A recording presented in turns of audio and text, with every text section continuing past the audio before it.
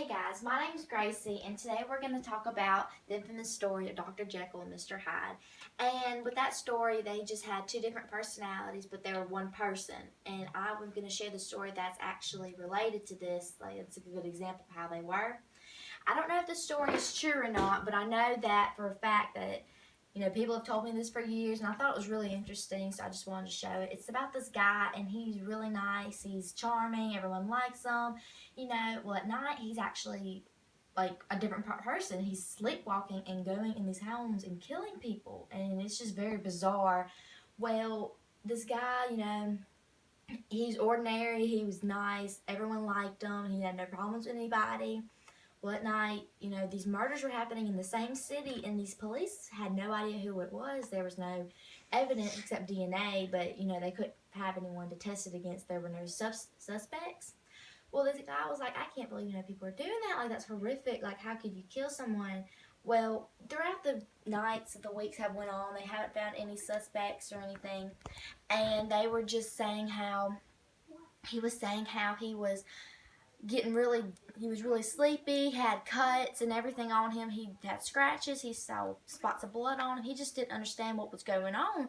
Well, throughout the weeks, no evidence has been found with the killings. They continued to go on, and he still was getting suspicious. Well, he decided he was going to set video cameras up in his home and see what he can find out. Turns out he went and he watched them the next day, and he's on the news, someone murdered. He's like, oh no, that's awful. Well, he went and sat down, watched the videos, and saw that he had been sleepwalking, leaving his house at night. He started freaking out. He's like, oh my gosh. Well, turns out he would come back 3 hours later, and he would have a weapon, and he would be covered in blood. And he saw how he was sleepwalking and disposing of the weapon and the clothes. He was just in shock of what was going on. He knew he had to be the one behind the murders. So he immediately went to the police, and he told them exactly what happened. Well, they tested his DNA against the only DNA they had, and sure enough, it was a match. He was in shock. He was in disbelief. He couldn't believe that he was the one that killed these people. So he went on, and I don't know if he got arrested. I don't know if he went to jail. I'm not really sure. People never really got to that part of the story. I guess they didn't know. I'm not really sure. But that's what happened. And I thought this was a really good example to show how, just like Dr. Jekyll and Mr. Hyde, how this person can be completely two different people without even recognizing it.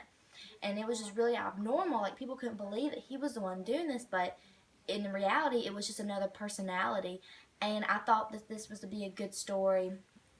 And I'm so glad you wanted to listen to this, and that was my story on Dr. Jekyll and Mr. Hyde. Thank you. Got it.